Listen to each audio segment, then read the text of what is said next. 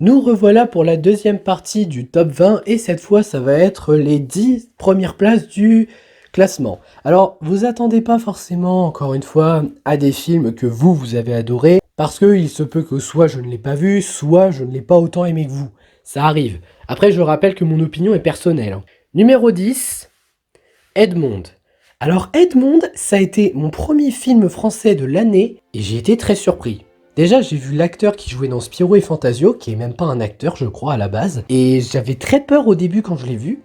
Mais en fait, les acteurs sont très bons, y compris Jenna de Soda, elle est dans le film. Mais là, elle joue pas la belle fille qui veut pas se faire séduire. Là, elle joue un vrai personnage touchant. Le film raconte surtout, c'est ça qui m'a attiré, la création de la pièce Cyrano de Bergerac. Ouais, avec son écrivain. Et franchement, ce film, il est génial. Il a réussi à me faire rire, il a réussi à m'offrir un vrai spectacle en fait. Mais pas un spectacle visuel comme l'a fait Greatest Showman, là c'est juste un spectacle. L'évolution d'un personnage à travers son scénario, à travers justement sa pièce, ce qu'il écrit, celui qui a innové le théâtre. Franchement, j'ai beaucoup aimé ce film français. Je pense même que c'est le meilleur film français de l'année. Si, je suis très sérieux et je ne regrette rien. Je ne vous force pas à le regarder, mais si vous voulez vraiment un très bon film travaillé sur la création de la pièce de Cyrano de Bergerac, regardez ce film. Franchement, ça vaut la peine, c'est vraiment super bien travaillé, j'ai passé un très bon moment. Mais ça ne sera pas forcément réciproque, donc je pourrais comprendre si vous n'êtes pas d'accord. Numéro 9. Once Upon a Time in Hollywood. Quentin Tarantino, vous l'avez déjà vu faire un mauvais film? Bah pas moi.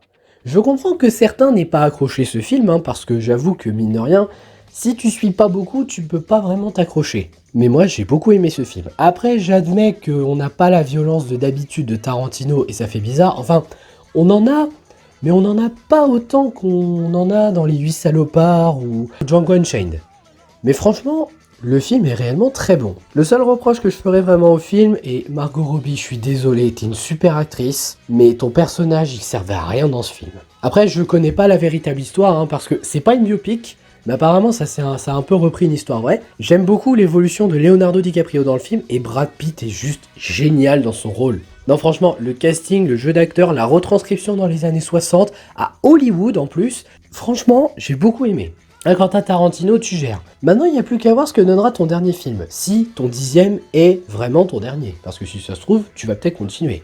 Je ne sais pas. En tout cas, moi j'ai beaucoup aimé Once Upon a Time in Hollywood, même si ce n'est pas un de mes Tarantino préférés. Mais en soi, très bonne surprise que je recommande de regarder, même si je sais que ça divisera et à juste titre. Le nom d'un réal ne fait pas toujours un film apprécié par tout le monde. Numéro 8. Klaus. Alors Klaus, c'est un des derniers films que j'ai vu avant de faire ce top. Et quand j'allais le voir sur Netflix, je m'étais dit que ça allait être un petit film sympathique sur Noël, une belle histoire pour les enfants. Je mériterais vraiment des claques parfois pour ce que j'espère d'un film et que c'est totalement faux. Là, franchement, je me suis pris une claque. Ce film est beau, il est touchant, il est bien animé. Franchement, le style d'animation est spécial, mais j'ai vraiment trouvé que c'était bien animé. C'est drôle par certains moments, franchement, ça m'est arrivé de rigoler. Et la magie de Noël est là. Franchement, la magie de Noël, c'est beau. L'évolution du village, c'est beau. Ce film est un excellent film à voir pour Noël. Ouais, le Noël de Mickey, il est très bien, mais là, on a peut-être trouvé un film à sa hauteur, voire peut-être au-dessus. J'ai dit peut-être, attention. Mais franchement, Klaus, c'est génial. Les seuls trucs que je reprocherais, c'est la VF, qui est nulle. Si, je suis désolé, la VF principale, ils ont pris des acteurs, genre Alex Lutz, pour le facteur. Vous vous foutez de nous, là. Pourquoi vous prenez plus des comédiens de doublage? C'est quand même inédit. Les comédiens de doublage sont mieux formés que des humoristes. Oui, je crois qu'Alex Lutz est un humoriste à la base. Franchement, je comprends pas. Le seul comédien qui s'en sort dans son rôle et que j'ai bien aimé, d'ailleurs j'étais très surpris de voir son nom, c'est François Berléand en Klaus. Il était excellent. Mais à part lui, les deux autres, ils s'en sortaient pas beaucoup. Et ça me rend triste, et de l'autre côté, au moins ils ont essayé. Ils avaient une voix qui colle, mais avoir une voix qui colle, c'est bien. Savoir doubler en plus, c'est mieux. Mais à part la VF principale, le film est réellement très beau, avec de beaux messages. Allez le voir. En plus, il est sur Netflix, alors profitez-en. Par contre, j'avoue que si vous voulez les meilleures conditions pour le regarder, je vous recommande d'attendre Noël prochain. Ouais, je sais, ça va être très long, mais... Bah oui, mais c'est ma faute aussi, j'aurais dû le regarder avant, Ouais, je suis débile. Numéro 7. The Irishman. Ouais, j'ai mis Scorsese au-dessus d'Avengers Endgame. Ça pose un problème? Je suis désolé, mais Irishman, il est beaucoup plus travaillé qu'Avengers Endgame. Même si là, il n'y a pas beaucoup d'action et du divertissement, je m'en fiche. Pour moi, le cinéma, c'est pas une affaire de divertissement, c'est une affaire d'artistique.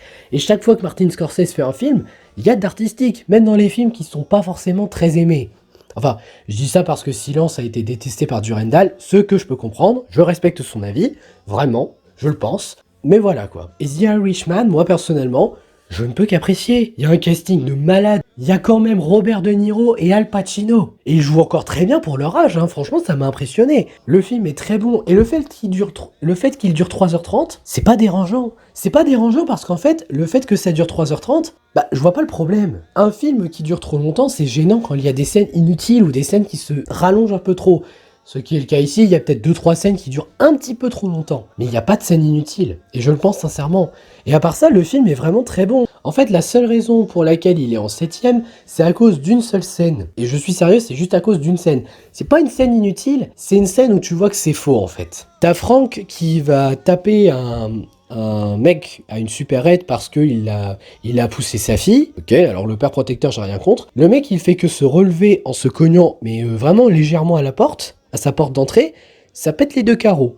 Sachant qu'il a tapé au milieu des 2 portes, hein, donc même pas sur les carreaux. Ok, donc là déjà ça commence bizarre. Et après à côté, quand tu vois Frank en train de le taper, lui écraser les mains et tout, mais tu vois trop que Robert De Niro se retient. Bon, après, il est assez âgé, donc je pense que c'est normal. Mais c'est triste, quoi. Ah, et petite note aussi, c'est le seul film où j'ai vu l'acteur de Skrull, là, de Pirates des Caraïbes 4 et 5, où il jouait bien et où il faisait un bon personnage. En tout cas, ce film, il est très bon. Et je peux comprendre ceux qui n'aiment pas 3h30, mais dans ces cas-là, encore une fois, je me répète par rapport à ma critique, mais quand même, mettez le film sur pause. Je veux dire, prenez votre temps pour regarder la première partie, je sais pas, genre la moitié, vous mettez pause, vous allez vous coucher, et le lendemain, vous regardez l'autre moitié. C'est dingue ce nombre de personnes qui se plaignent d'une durée d'un film, mais alors là, le film sur Netflix, c'est fait exprès pour mettre pause quand tu veux. Non mais moi je trouve ça assez inédit, hein. Bon, à part ça, le film est vraiment très bon, je le recommande, il est excellent. Numéro 6. Le Mans 66. Oh purée, cette biopic. Oh, cette biopic, les enfants, j'ai adoré cette biopic. Cette biopic est magnifique. Je m'attendais à rien à part un très bon casting avec Matt Damon, que j'apprécie, et Christian Bale qui est juste... Oh mon dieu, ce mec, je l'adore. Et je dis pas ça parce que je l'ai vu dans Dark Knight uniquement. Ah non, moi je l'ai vu dans d'autres films, hein. Je l'ai vu dans Le Prodige où il était aussi très bon. Note à moi-même faire la critique de Prodige. Je l'ai vu aussi dans The Big Short où il était vraiment dans son rôle. Franchement, Christian Bale, c'est impressionnant comment ce mec, il sait jouer. Il est génial. Et il se joue pas lui-même en plus, hein. Il joue vraiment un personnage. Ah, j'adore ce perso. Le pire, c'est que là, il devait jouer un personnage détestable. Et en vrai, mais même en étant détestable, il me rappelle Dr House. C'est-à-dire que le mec, il fait tellement d'horreur qu'il devient génial. Ah vraiment, ce personnage, c'est le kiff total. J'adore ce film. Même Matt Damon et ses stratégies, je peux comprendre. C'est Christian Bale qui s'énerve sur Matt Damon parce qu'il croit que c'est sa faute si il pouvait pas partir aux courses. Parce que les responsables ont dit « Non, tu peux pas venir ». Matt Damon qui est un constructeur de voitures de course. Et en fait, je me suis dit, c'est un peu le cliché du malentendu, que parfois ça passe et parfois non, et là en fait Christian Bale il a même pas cherché à se dire que c'est de la faute au mec au-dessus, il se dit c'est la faute de Matt Damon parce qu'il a pas essayé de le protéger et d'insister. Sauf qu'il a essayé, c'est juste que l'autre débile là qui gère les voitures, pas Ford, hein, son second là qui arrête pas de leur casser les noix, bah il a réussi son coup quoi, il réussit à chaque fois à leur casser les burnes. Mais à part ça, le film est réellement excellent, il y a même des moments inattendus, moi je m'attendais pas à ce que ça finisse comme ça dans la course, mais même la fin en elle-même, ou ce qui arrive à certains moments, je ne m'y attendais pas. C'est une très bonne biopic. Vraiment, je vous recommande de le voir.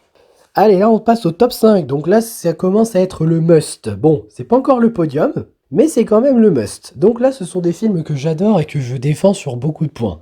Voire peut-être tous les points, ça dépend du film, on va voir. Numéro 5. Green Book sur les routes du Sud. Oui, j'ai adoré Green Book.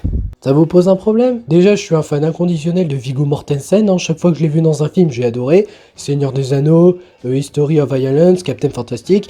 Et ben ça va me faire encore un film ajouté dans la collecte, parce que il est génial dans ce film. Même l'autre personnage est génial, les personnages sont développés, le jeu d'acteur est vraiment bon, la mise en scène est très bien gérée. Là, en fait, je sais même plus pourquoi je l'ai mis 5ème, parce que j'ai pas grand chose à reprocher à ce film. Quoi, Viggo Mortensen agit comme un connard? Bah c'est un peu le but du film en fait. Il est un connard du début à la fin, mais il y a de l'évolution pour son client de ce qu'il fait, et son client lui apporte aussi de l'évolution par rapport à tout ce qui arrive. Donc non, ce film est réellement excellent. Mais vraiment, ouais, je vois pas pourquoi je l'ai mis aussi bas dans le classement. Mais après, bon, Green Book reste excellent.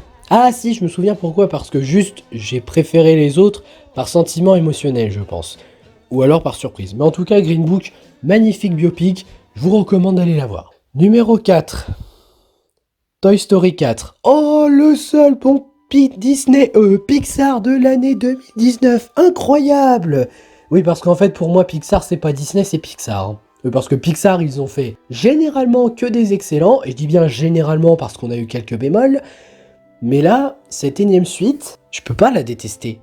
Alors, je vais quand même citer un petit problème pour faire plaisir aux gens. Beaucoup disent que cette suite n'était pas nécessaire parce que le 3 est une suite parfaite. Alors le 3 est un chef-d'œuvre, je suis d'accord, voire la meilleure conclusion possible pour Toy Story, mais ce quatrième opus n'est pas un mauvais film parce qu'il n'a aucune raison d'exister. Il ne gâche même pas la saga en fait.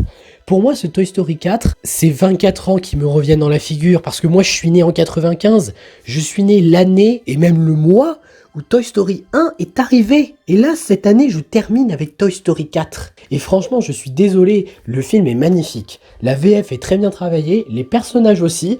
Oui, bon, ok, Buzz est un peu mis de côté, mais franchement, j'ai beaucoup aimé. Les seuls reproches que je ferais vraiment à ce Toy Story 4, Jessie qui est mise de côté. Ça, j'ai pas aimé parce que j'adore Jessie depuis le deuxième film. Et un peu de prévisible aussi, mais ça, c'est dû à la campagne à côté. C'est pas dû au film en lui-même. Mais vraiment... non, moi ce film, j'ai adoré. Toy Story 4, pour moi, c'est une merveille, c'est un film qu'il faut voir. Alors après, oui, la meilleure conclusion, c'est le 3, je suis d'accord. Mais ce film n'est pas mauvais parce qu'il ne mérite pas d'exister. C'est juste une très bonne suite à la hauteur des autres, mais qui peut sembler de trop. Mais c'est pas mon cas. Toy Story 4, pour moi, c'est le quatrième opus qui a prouvé qu'il pouvait faire une conclusion à Woody. Parce que autant le 3 c'est une conclusion pour tous les personnages, mais là le 4 c'est une très bonne conclusion pour Woody. Et je vous nie pas qu'à chaque fois que je revois la fameuse scène de Woody et de Buzz, pardon, c'est en train de me remonter là. Enfin bon, on va passer à autre chose, sinon on va pas y arriver. Bref, Toy Story 4, une merveille. Je vous recommande de le regarder. Numéro 3. Parasite. Alors... je trouve ça ironique parce que Parasite est le tout dernier film que j'ai vu avant de faire ce top. Et oui, le film est très très bon. Ce qui est étonnant, c'est que quand j'ai entendu le titre, et juste le titre, je sais pas pourquoi je m'attendais à un truc du genre les téléphones, y a des virus dans les téléphones ou je ne sais quoi. Je sais pas, j'ai une imagination débordante. Mais en soi, le coup de voir une famille de pauvres qui veulent squatter la maison d'une famille de riches, c'est trop bien. Je veux dire, la mise en scène est géniale, la narration est géniale, les décors sont géniaux, les personnages sont géniaux. En fait, j'ai rien à reprocher à ce film. Même les scènes qui peuvent sembler un peu bizarres, bah, elles le sont pas au final. Elles sont travaillées pour de bonnes raisons. Ah, sincèrement, ce film, pour moi, c'est vraiment un chef-d'œuvre. Non, s'il est troisième, c'est qu'il y en a deux autres pour moi. Même si je sais que le 2 va en énerver certains, je vais quand même expliquer. Mais franchement, ce film-là, très belle découverte. Très belle histoire, bien menée, y compris dans les conséquences, dans ce qui arrive à certains personnages. Franchement, ce film est une réussite du début à la fin. Je vois pas ce que je peux dire de plus. Numéro 2. Dragon 3. Je sais, vous allez me dire que vous, Dragon 3, vous l'auriez pas mis aussi haut dans le top parce que vous en attendiez plus, vous avez été un peu déçu. Ce que je peux comprendre. Mais moi, personnellement, je suis du genre à ne pas attendre toujours du meilleur de la part d'un film précédent. C'est peut-être pour ça que Toy Story 4 est aussi dans le top d'ailleurs. Je veux dire, oui, Dragon 3, je ne l'ai pas préféré à ces deux précédents. Et pourtant, je trouve que le film est une très bonne conclusion de la trilogie. Déjà, le méchant, mais je le trouve tellement bien écrit ce méchant. Le méchant, c'est ce qu'aurait pu devenir Harold s'il avait tué Croque-Mou le jour où il l'aurait pu. Vous vous rendez compte? Rien qu'avec ça, déjà, je trouve que le film est très bien. Mais il n'y a pas que ça. La relation entre Croque-Mou et Harold est bien remise en question. Les personnages sont toujours aussi utiles. Enfin, les principaux, c'est-à-dire Harold et Astrid. On oublie les secondaires, hein. De toute façon, on pouvait plus s'attendre à quelque chose de la part des secondaires, à part du comic relief à 2 balles. Mais à part ça, non, le film est réellement très bon. J'ai aimé et je peux pas nier, encore une fois, que j'ai pleuré. Et non, je peux même pas dire que la fin gâche l'émotion, parce que c'est pas vrai. Moi, la fin, elle m'a redonné un sourire. Je me suis dit... oh, mais oui, mais c'est trop beau. Après, je peux comprendre les déceptions de plusieurs personnes, hein, encore une fois, mais pour moi, Dragon 3, c'est une très grosse réussite de cette année. Bon, après, ok, c'est moi qui préfère ce film aux autres, hein, et je ne dis pas que c'est le meilleur de l'année, mais vraiment, pour moi, cette conclusion est très bonne. Même si je préfère les deux premiers Dragons, surtout le 2, qui est mon préféré, bah je peux pas nier que j'aime beaucoup ce troisième film. En tout cas, pour moi, c'était une excellente conclusion, et je remercie DreamWorks pour cette magnifique conclusion gérée de A à Z. Mais encore une fois, je comprends la déception de ceux qui attendaient beaucoup plus de ce 3. Ce n'était pas mon cas. J'attendais une bonne conclusion, c'est ce que j'ai eu avec un peu de surprise. L'émotion était réussie pour moi, bref, j'ai beaucoup aimé, c'est mon avis, vous le respectez, je respecte le vôtre, c'est la règle. Et enfin, le premier du top, le podium, le summum, la plus grosse surprise de l'année, numéro 1, Joker. Oh, Joker. Cette merveille cinématographique. Oui, j'ai bien dit merveille. Déjà que les films Batman, en général, c'était très bien géré, et ben là, on pourra dire à nos enfants plus tard, purée, si tu savais, on a eu un film Joker magnifique. Alors, je suis d'accord sur le fait que ce ne soit pas comme le comics, mais je vois pas le problème. Je veux dire, le Joker, à la base, vous savez qu'il a plusieurs origin story. Donc, et puis au bout d'un moment, le comics, c'est juste une manière de se référer. Hein. C'est pas une manière de dire, oh là là, il faut à tout prix que ça soit pareil. Je le redis encore une fois, les différences d'adaptation, c'est utile. Mais là, le film est génial. La mise en scène est géniale, le personnage d'Arthur est génial, Joaquin Phoenix c'est génial en Joker, purée, on dirait qu'il l'a dans le sang, c'est magnifique. Même le développement, son évolution, son entourage, les personnages, vraiment pour moi ce film, c'est une merveille cinématographique. J'ai même envie de dire, je crois que c'est un des meilleurs films de DC qu'on a eu. Vraiment, je le pense. Joker, énorme surprise, énorme pour moi triomphe. Franchement, sa récompense à la Mostra de Venise, il l'a mérité. Et il était vraiment excellent, c'est mon coup de cœur de l'année, et j'ai vraiment hâte qu'il rejoigne ma collection de films, et surtout de films Batman. Mais vraiment, Joker, oui, pour moi, c'est un film digne,